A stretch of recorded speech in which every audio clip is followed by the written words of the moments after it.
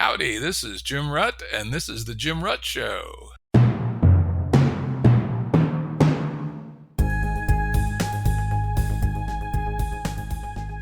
This is a Currents episode. Currents are shorter and less heavily produced than our full-length episodes and generally focus on a single topic. As always, links to books, articles, and organizations mentioned are available on the episode page at jimruttshow.com. That's jimruttshow.com. Today's guest is Sam Harris. Sam is co-founder of Syncify.fm, a kind of cool podcast app, and he's a podcaster himself. Has his show, the Growth Mindset Podcast, and in fact, I am going to be a guest on that podcast tomorrow. So, this was originally, we recorded this episode a few weeks ago, and our recording platform ate it, so we're doing it again, and by chance, the 2 days seem to coincide. His platform is at Syncify, SYNCIFY.fm, and we're going to do a little experiment first time, and we're going to have a discussion about the episode on the Syncify platform. That's one of the distinguishing aspects of this particular podcast platform, is that it has room for like a discussion forum about each episode. So go to the Jim Rutt Show on Syncify.fm, go to this episode, and if you want to have, want to talk to Sam or talk to me, post a comment and we'll reply and see what kind of dialogue we get going. Sweet. Thanks for the introduction, Jim. Yeah, that'd be cool. And so anyway, today we're going to mostly talk about a TEDx talk that Sam gave called "The Genius You Need to Listen to Is Yourself." That was actually quite good. And thanks. I'll stick with that. Quite good. I'll put that on my bio. Yeah, quite good. Yeah, it didn't. Jim Rutt. It didn't suck too much, right? Could have been worse. Yeah, it could definitely have been worse, but yeah. But yeah, it hit on a lot of themes that we, of course, talked about in the show a whole bunch, which is how our goddamn technology is hijacking our brains, right? So you asked a couple of great questions, which I thought were quite funny. My favorite was, how many of you have looked at your cell phone on the toilet? I think everybody raised their hand for that one, right? Yeah, it's a good one, because it's just like, you don't usually talk about that, but like everyone's done it, and you're suddenly like, oh, this is like a weird thing. Like, you don't realize that everyone else is weird in doing it. You haven't even realized that you're doing it, that it is weird, and you'd never tell other people like, oh, I'm always doing it whilst I'm on the toilet, and then you're like, oh, this is bad.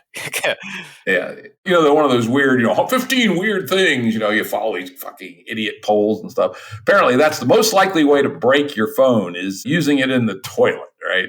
As it turns out. Yeah. But this is a manifestation of something much bigger, which is that our attention is constantly being hijacked, no matter where we are. So, talk a little bit about your perspective on that. Yeah. So essentially, I feel like a mobile phone does so many things these days, which is great, but it's like an infinite to-do list of stuff. There's just more and more things on there for you to ever do, which is lovely in some ways, and that you can always be productive. And yeah, I mean, like social media, there's just like more notifications and sort of people's feeds that you can go and look at. But then even if you're not on like sort of kind of junk stuff, you're still on stuff like your email, or like there's just endless amazing blogs that you can subscribe to and get more and more news, or like podcasts you can just listen to endlessly. And it just means that at any given point in time, when you're not quite sure what to do, or your brain's a little bit bored, you've got this endless list of things to be distracting yourself with and making yourself feel like you're productive. And when you're in that slight moment of stress and boredom, you're like, oh, quickly, I can relieve that with this like device that has more things for me to do, and I can go back to my safe feeling of like I'm doing stuff. But that stops you from ever really thinking rationally about what you should actually be doing with your time, or just being bored and solving your own problems. And that's kind of when you have those moments of genius. And that's why I talked about like on the toilets, and your brain is only half being used with like dealing with your going to the toilet nature, and it's got this other half going on that like needs to go and do something, and it's just like filling it with phone. And like, why does it do that? And it's just really sort of absurd that we need to like just fill those moments, and we've been unable to like have the self-control to actually think about what we want to do with that spare brain capacity. Yeah, it's interesting. I came to a very similar perspective while doing water walking, of all things. I had a bad hip before I had my bionic hip put in about a year ago, and about the only good exercise I could do that was reasonable cardio was walking in the water fast for cardio purposes. And guess what? Walking in the water is one of the few places you can't have your phone. And I found myself falling into those deep thought flow states again, right? And it kind of woke me up. And I said, fuck, this used to be the best time I had was going on walks, just sitting in a chair and thinking. And some of my most productive business ideas, personal ideas, philosophical ideas all came from just doing just that, disconnecting from inputs. And at that point, I consciously set out on a program to find substitutes for everything on my smartphone. I actually gave up my smartphone for a year. I wrote it all up in an essay called Reclaiming Our Cognitive Sovereignty, which is on Medium. So I know exactly of what you speak. So, what are we giving up? What are some of the things that aren't happening? You gave some good examples. Imagine if Einstein, when he was feeling stressed out, instead of playing his violin, played Candy Crush, or even worse, doom scrolling on Twitter or some fucking thing. Yeah. Or like TikTok, we just endlessly just blast you with this videos. You don't even scroll. It just like feeds like the most interesting thing for you. You don't even have to think about what you might look at next. It's like ridiculous. And I guess I kind of wanted to question people of how seriously do you take yourself? And like, if you think of Einstein, or if you want to be someone like that really sort of changes the world and is like a creator of ideas and things, you need to be the one like having that time to think about what you want to create. Whereas if all you do is use your phone to like listen to other people's conversations, you're never going to have any of the ideas yourself. You're only going to listen to like what other people have spoken about and what they've done. And you're never really going to be like a creator or someone or a giver of like things to the world. So if you take yourself seriously and you want to be someone that is like a genius, etc., you need to start listening to yourself and allow it to happen. Yeah, and of course, these damn devices are very pernicious. You point out, I don't think you actually use the word, but we get dopamine hits for all these little pieces of crap that we discover, which, oh, by the way, turns out to be probably congruent with the fact that we got a little dopamine hit when we discovered a ripe berry when we were hunters and gatherers, right? Yeah. To reinforce the behavior that led to finding a ripe berry. So instead, we find some mildly funny little comment on one of these social media programs, we get a little dopamine hit. Wonderful. And so our ancient useful dopamine attention signaling system has now been hijacked. And as you point out, by extraordinarily smart computers using unbelievably large amounts of data to essentially hook us. Yeah, 100%. And the notifications that they send you like really adapted smartly. So like Facebook, it was sort of, if you get tagged in the photo, everyone like, it's just like your ego is just such a thing that's like, as soon as you get tagged in the photo, you want to know what you look like. You want to know what people are thinking about you. There's nothing you can do besides just like go straight to that photo and see what's going on. And it's really funny the way that is. And then also like they space out the notifications across the day. So you wouldn't just like have everything all at once. You kind of get reasons to come back and be there and stuff. And it just start like triggering you to check like the Nir Eyal and his hooked model of like, because if you have like variable rewards. So if you always get like the same amount of likes from the same people every single day, you wouldn't need to go and check because you'd know they'd be there. But because you have like different amounts of things, you're always like, oh, I wonder if this one's like gone viral, or like if the person I fancy's gone and looked at me and stuff. And there's just all these sort of unconscious things that are going on that you're sort of kind of anxious about that you need to go and see. And there's potential for it to have like really big upside. And so it's just like gambling every single time that you put something out there that makes you want to go back and find out more. And it's sort of very like deep in your sort of innate nature where you kind of start getting like controlled, if you will. Yeah, you mentioned Tristan Harris in your talk. He's been on the show twice. And in particular, I would love to point people to the film that he was heavily involved with, called The Social Dilemma. And they do a really nice job of dramatizing, these three little evil demons behind the scenes that are, as you say, literally plotting what notifications to send when, based on cognitive psychology, but even more importantly, because cognitive psychology, to apply that, is actually work. Instead, we know how it's really being done with massive amounts of machine learning on massive amounts of data.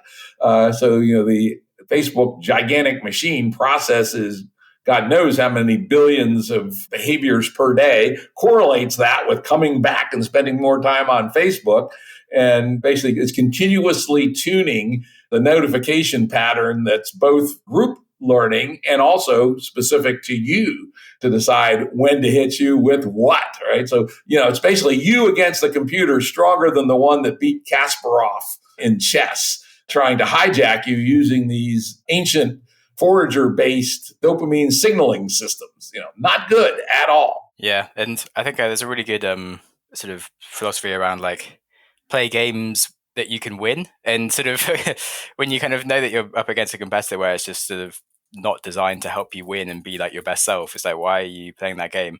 And I mean, you can still use social media in a healthy way, but just making sure that you've set up rules for yourself in which you can like use it in a winning way. So I don't know, you say that you use some things, but like for 6 months a year, and then for 6 months you're just not on them to give you the headspace. And other people maybe like I've deleted social media often, but I use like schedulers to make sure like people can still see stuff about me. And like I really enjoyed just doing some ridiculous posts over the weekend. I got lost, fell off a fence, landed in a holly bush, and it went up my bum. And like it was pretty funny to share that with my friends, and they could see these things.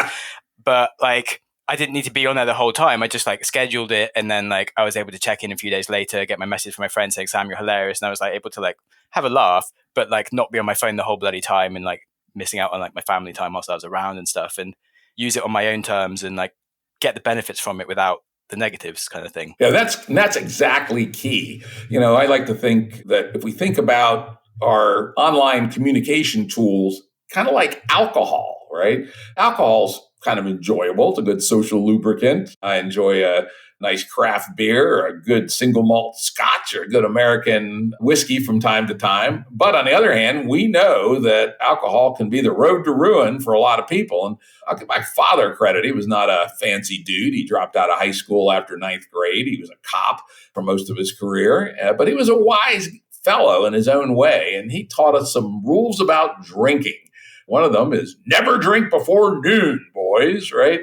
And I will say that one stuck to me. I'm not a person that's going to drink a Bloody Mary with breakfast, or a mimosa. I may have done it 3 times in my whole life, and I felt guilty every time, right? Dad said, right? And he was from a family of Irish Catholics, of which about half the males were alcoholics, and he was not one of them. And I suspect that his simple rules, which he lived by, one of the things that protected it from obviously a genetic and cultural propensity to alcoholism. The other was never drink to offset a hangover. He said, that is the definition of alcoholism. And I have not done it once in my life, right? Ever. And then the third, wow. Not once. I've been tempted. Shit, man, I've woken up feeling like a shit sandwich that was run over by a steamroller, particularly when I was young. But nope. Never do that. Take a drink to offset a hangover. And then the third one, which is more general, which is don't get seriously wasted more than about once a year. Now, I will confess to have violated that one quite a lot, until I was maybe 22 or something like that. And then I tapered back, and probably I'm not even at the level of getting wasted once a year these days. Maybe I'll go out and have to get wasted one of these times soon. But anyway, these 3 simple rules turned alcohol into a non-dangerous thing, and I've passed it on to my daughter and my nephews, and they all. And then I've added my own, which is a very simple way to modulate your drinking daily. Is the rule of 3. 3 drinks. That's all you need, right? It's enough to give you a buzz, but not enough to give you a serious hangover. And so just count to 3. When you got to 3, stop, right? And these kinds of simple behaviors are unambiguous, right? They're not, take a lot of cognitive load to figure them out. And so, we can apply those to our digital regime. The very first thing is turn off all the fucking notifications, things that make your phone buzz and beep, right? I will say, even in the days before I had my big insight about cognitive sovereignty, I turned them all off, right? I don't need the goddamn thing beeping at me, right? And, another key one is don't have it within sight a lot of times. Like never, ever take your phone into your bedroom, right? I quoted in my essay some very interesting lab psychology, which is even if your phone's turned off and out of reach, the damn thing reduces your ability to concentrate and it reduces your ability to do real cognitive work just because you can see it. So keep the goddamn thing out of your sight as much as possible. Little things like that. You quote 60 times a day that a typical person looks at their phone. I think that's actually low. The data I saw, this is a couple of years ago, was 150 with a reasonable percentage of particularly millennials at 300 times a day they looked at their fucking phone. What the hell, right? So, don't do that, right? And then, as you mentioned, I also, for a long time, have been using disciplined rules for, getting away from this stuff. I started 15 years ago. I used to, still am, a user of a really old online system called The Well, which goes back to 1985, one of the oldest continuously operating online communities, very high quality discussion, great folks, but it's really sucks you in. And so 15 years ago, I started a bit more than half my time being off The Well, be gone for 6 or 7 months, come back for 4 or 5 months, and then be gone for 6 or 7. These days, it's about 2 months on, 10 months off. About 4 years ago, I extended that to Facebook. He said, God damn it, I'm spending too much time on Facebook. So about 4 years ago, July 1st to December 31st, off of Facebook, right? And it was amazing suddenly, as you say, the time you have to talk to yourself and to work on your own projects. Because it's not just the time on Facebook, which may have been 45 minutes a day, but it's the emotional energy that goes into, Facebooking, right? It was great. Last year, I added Twitter to the list. And in fact, I'm coming up on my sabbatical time, 1st of July. I am looking so fucking forward to getting off Twitter. What a goddamn drain, right? Yeah. Truthfully, I wasn't much of a Twitterer until I started my podcast, but I sort of felt like, as a podcaster, you gotta play the Twitter game, etc.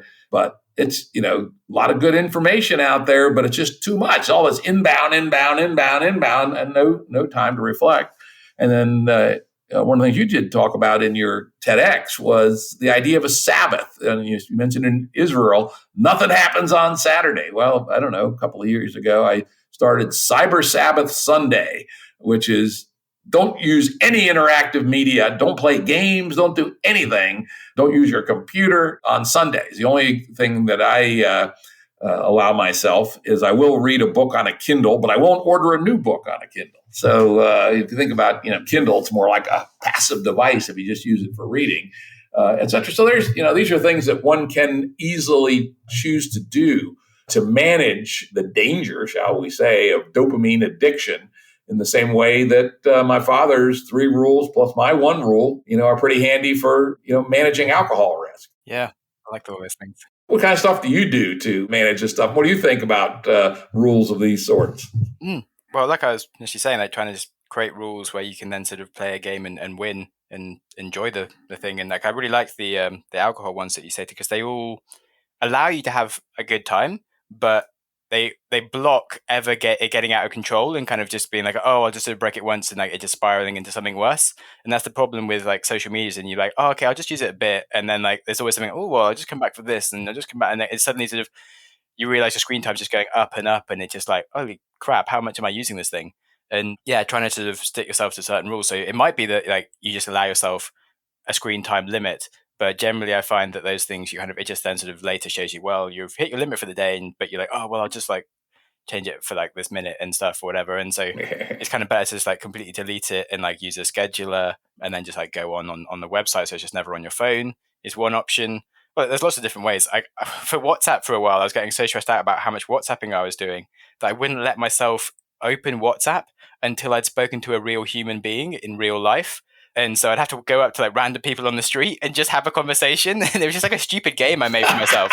But I really bloody enjoyed it. I met so many random people, some of them who were kind of weird. Some of them were like, became mates and just like complete oddball characters. And it really like pushed my confidence to just sort of randomly introduce myself to people, because so many people were so ready to talk to me, which is kind of weird because you just kind of think that people would like not want to have a conversation. I felt much less lonely by doing that. And when you're just on your device and you're only speaking to digital people, it's not so realistic. So that was like a really nice game that made me kind of feel like I was a real person, as well as being involved with like the sort of social digital world as well. Other rules, yeah, I mean, I got kind of into other stuff, and I think just like making sure you have like a regular check-in with yourself really on that stuff. So like each week I will look at my screen time and see what's going on. And a different thing is that I also look at my heart rate, like my resting heart rate, because I'm quite a fit person, and I just know that if I've got all 3 things going well, if I'm getting enough sleep, if I'm not stressed, and if I'm like doing enough exercise, my heart rate will be below 50 BPM. Whereas if I'm like breaking any one of those too much, it just starts going up. And after like a week, it never goes up by more than that much like each day. But over like a week or two, it can just rise every single day for 2 weeks, and I'll be getting up to like 65 BPM. And like that's like a 30% increase if I'm sort of breaking too many of those rules. And then like I'll notice it and then check in and be like, okay, I'm doing something wrong. Is it like my sleeping pattern? Is it like my tech usage? Do I need to like just completely assess what I'm doing? And so like recently I was going a bit wrong and I was just using like, I was doing too much like trading. Like I kind of got into trading. I was making lots of money and stuff on the side and that was cool. But then I woke up in the morning and I wanted to like see what my trading account was doing and I'd be checking it too much and it just was adding stress I didn't need. And was like, okay, fuck it. I'm only going to log in once a week and I'm just going to set some like long swing trades. I'm not going to do any day trading in these things. And then my BPM started going back down again. And it's like, okay, no more trading for Sam. It doesn't need more money. He needs more headspace. And I'm probably making just as much money anyway. I'm just not like faffing about, which is good. Yeah, these are all nice rules. I love that rule of don't go on WhatsApp until you go out and talk to a real person in the real world. I like that one a lot. I'm going to see if I can work that one into my rotation. I stopped that during coronavirus. It was yeah. Now we're at least here in the States. And I guess the UK too. You guys are we're past the curve, and those of us who are vaccinated.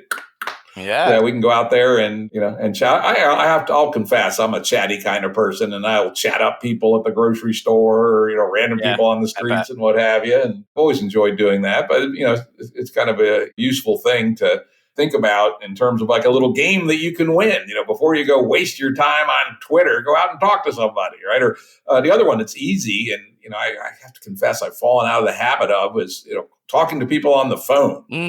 Just call up one of your old high school buddies and say, "What's up?" Right? Yeah, I've been doing that a lot more lately as well. It's really good. Like it's silly how little you sort of do that sometimes. And certainly as a guy, I think it kind of wasn't like a natural thing for me to go and do, but I could just started prioritizing a bit, and it's great. I have lots of friends. They're really nice to talk to. Why don't I do that?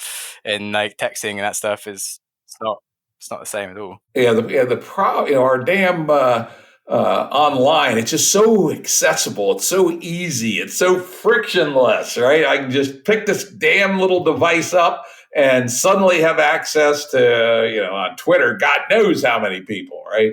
On Facebook, several hundreds, I don't know how many alleged friends I have, 4,000 or something, but the Facebook algorithm is not nearly as viral as the Twitter algorithm, which seems to just spread anything you post to everybody and his brother, and gets involved in these gigantic shitstorms sometimes. And it's just so accessible. It's just like it's a thing that is dangerous in the same way alcohol is, or probably even closer to something like heroin, right, in terms of its addictive power. Yeah, it's really funny how like these things spread, and certainly TikTok that one's been really big for the new kids these days. Of such a good spreading algorithm to like really boost any content that like people enjoy, and so you can become like TikTok famous in a week if you just post a few good videos, which is why people really like it. Yeah, I would say I've never looked at TikTok, don't intend to. Yeah. The other one I've not ever looked at is Instagram, but I read a very interesting book called Can't Even: How Millennials Became the Burnout Generation by Ann Peterson.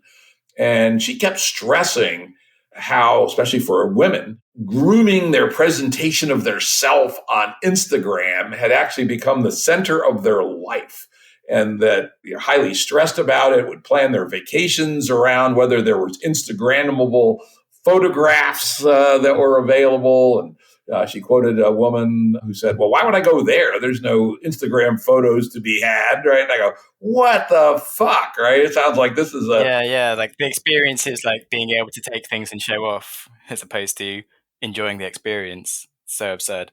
But that was part of where like some of my speech ideas came from. Was like, I think I was in Bali, and there's like this epic waterfall thing. Then you could like get this swing on the edge of this cliff, and you could do this giant swing across this thing, and like you could like spend a bit of time on this thing, having a great time, sort of swinging off the edge of this cliff. And there's a bit of a queue for it. And this girl like just did one swing, got a photo, came back, checked her phone, was like, "Oh, that looks great," walked off. And you're like, you queued for like 20 minutes to swing once? You could have been on there like in your bliss moments for like a few minutes just having fun. But no, you just wanted a photo to show off to your friends. Like, look at me. Like, actually what happened in her real holiday was she queued for ages and then went to other places and queued for ages and was on her phone the whole time. She wasn't doing any of what the Instagram actually showed. And you're like, it's just nuts. Why do people do that? And yeah, that was a moment I was like, right, people, we're getting this wrong. Yeah, so literally Instagram has programmed her. She is now a creature of Instagram rather than her own autonomous self. exactly. Yeah, another one. Yeah, they say, "Oh yeah, the AIs are taking over or will in the future." I go, "Hey, folks, probably don't realize this, but the AIs are now driving human evolution." And you go, "What? How could that be?" Well, what do you think Tinder is? Right? Tinder is a bunch of AIs, and well, not every hookup leads to reproduction on a probabilistic basis. Those people you hook up with, sooner or later, you're going to plant a baby, right?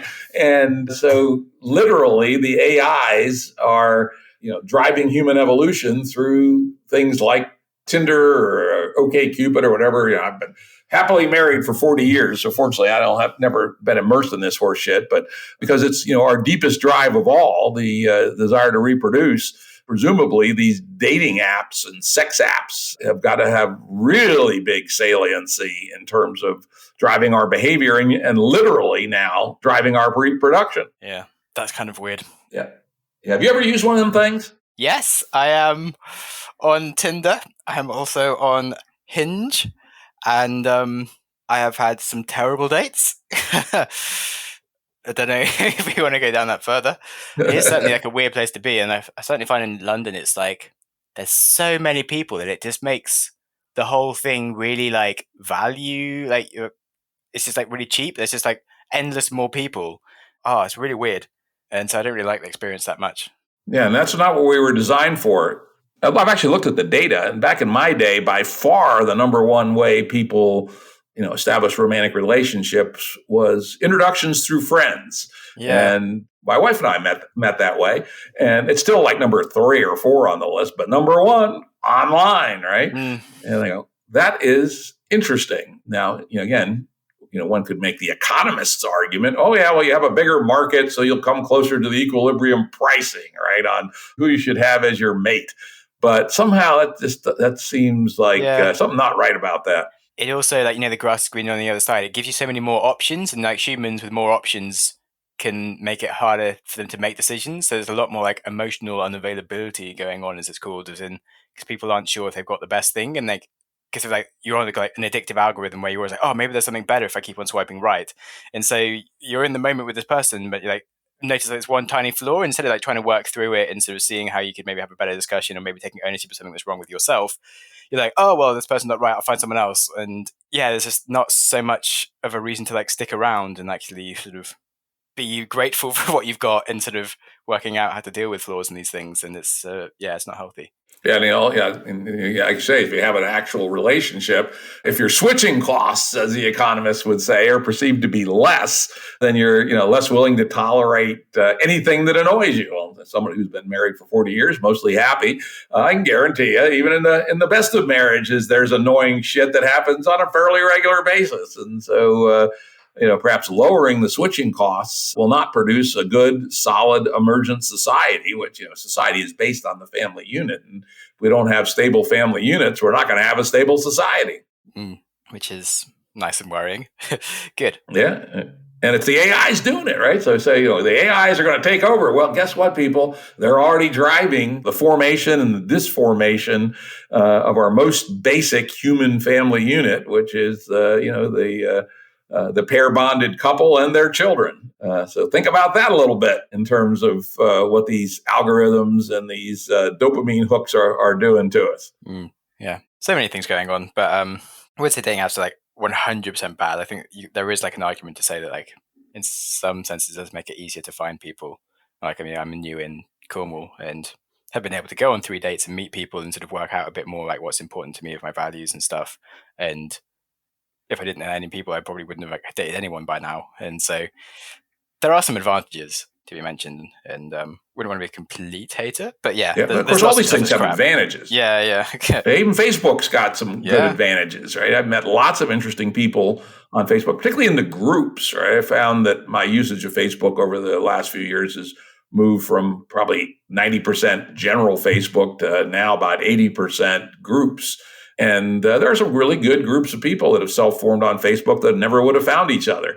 And so, I think we should all be careful not to throw the baby out with the bathwater. That, as you say, you may give you access to a social life that you might not have otherwise had. And in Facebook's case, or many folks I've developed useful relationships with that I probably wouldn't have found otherwise. So, it's like alcohol. Alcohol's got some good and it's got some risks. So learning to extract the good without getting sucked into the bad is kind of the art and science of how to live in our digital world. Yes. Yeah. I liked another thing you chatted about in your talk, which is, the idea of 2-hour blocks away from this constant stuff. And you gave the example of, I don't remember who it was, somebody that meditated for 2 hours a day.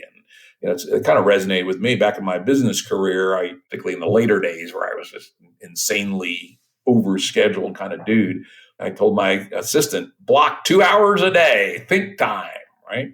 And not that I always actually got it, because sometimes shit would actually be on fire. But I'd say at least half the time I got 2 hours uninterrupted by meetings or phone calls or emails or anything else, which was great. Yeah, I think it's epic because it's so easy to just fill all the time and it kind of runs away with you and you don't actually ever get to do things properly and work on any the big things that you've got. And if you're trying to be someone that's productive and stuff, you actually need to have that time for some deep thought and deep work and deliver on stuff as opposed to just being in meetings and talking about things or answering emails and stuff, which are all useful things to do, but just balanced. Another one you mentioned, just in passing, I think is probably worth digging into a little bit, is one of the results you mentioned about our life on our phone is never have to be bored again. Maybe being bored is good. Yeah. So it's a big believer in the anti-fragile of you grow through pain, and being uncomfortable is where where the good things happen, and where your growth is when you step out of your comfort zone. And being bored is kind of uncomfortable when you get very used to being instantly able to satisfy your boredom with something to entertain yourself. But when you're bored, that's when you go into problem solving of okay, how do I stop my boredom? Okay, I can think about my problems. I can have this idea, or you think about what's going on in the world and maybe what frustrates you, and you come up with an idea of how to fix it, and then you come up with a business plan or something. And that's boredom is great to culture, and then to sort of find how you can creatively solve that boredom as opposed to just relying on tech's answer for it, because that's the genius parts for sure. And that's it's always sort of, if you're never bored, you're never going to have those moments. And it's the same way of if you're always satisfied, you're never useful. As in, if you as a human you need to have a balance of good and bad kind of thing. So as in, if you had sex once and you just felt ultimate the same amount of pleasure you have just at that moment for the rest of your life, you'd never do anything with the rest of your life. You just be this is great, and that's it. Or if you sort of ate something nice, a sweet, and you're just hey, I'm really, really, really happy, and then you just never needed to eat again ever because of you're just very happy with your stomach feeling, then you'd never eat. You need to get hungry to eat. You need to get bored to have ideas and do stuff. And I think it's just part of the balance of that you need to go through. Yeah, those are, it just strikes me the same, right? Those times when you're not overscheduled, you're not just constantly dealing with inbounds, that you're actually able to take pieces of ideas and say, muse, if this and that plus this equals that, that might actually be interesting. Yeah. And one wonders, what's going to become of our world if we have no more boredom? Definitely. So an interesting example, actually, I'd never even thought of, was one time because I've been running my podcast for quite a long time, and I had this podcast. I booked a podcast room in London to record a podcast with this Olympic rower, and he got the wrong week, so he didn't turn up. And I had 2 hours alone in a podcast room by myself, and I'd never recorded a podcast by myself or anything, but I was bored, and I had all these amazing mics, and I was well, I may as well do something. So I just wrote a few different lines down of things that I could sort of think about and could probably riff on. And that's when I first started doing my own podcasts, and was oh wow, I can actually do this. I have good ideas. And it's just because I had that 2 hour window with nothing planned in my schedule other than making podcasts, but to myself suddenly. And when you kind of book those things into your calendar, you can do them. But if you never sort of make time for it, it just doesn't happen. And you reminded me of that. So I thought I would share. That's kind of nice. So, kind of summing up, where do you think we're headed as a society at the present moment? And does it bother you? Sort of, but in other ways, no. Because I am a believer in the anti-fragile concept. I do believe humanity is anti-fragile, and that we will get stronger through these things and problems. And you could look at, like, say, like the Second World War and say, like, that was like just such a shit thing for humanity to go through. But then, like, we formed the UN and these things, and we kind of learned to, like, not do these things. And maybe if we hadn't done that and, like, we carried on advancing technology a bit more first without a world war, but we'd had all these nuclear weapons, we may have, like, fired them and, like, destroyed the world later. So actually, perhaps, like, it could have saved us from, like, our own demise. And I think, again, like, sort of like social media or whatever, these things, like, we are getting more polarized, we are sort of being more individualistic and egotistical and stuff. But we're also, like, there's so much more focus on mental health and people thinking about, like, their mindsets and, like, getting ways to be calm and sort of being more equal. And there is sort of some resistance coming back and things, and, like, the social dilemma. And I think people will learn, and we will ultimately build better things. And so I am kind of a positive person overall, even if, like, some of the stuff I can talk about is like, okay, doomsaying right now of, like, all the problems currently. But I think that we generally sort of kick back and react to things that are bad and learn from them. So I'm kind of happy in many ways. All right, well, let's wrap it up there on that upbeat exit note. Thank you, Sam, for a wonderful conversation. I look forward to being on your podcast tomorrow. Oh, me too. It's going to be great fun. Production services and audio editing by Jared Janes Consulting. Music by Tom Muller at modernspacemusic.com.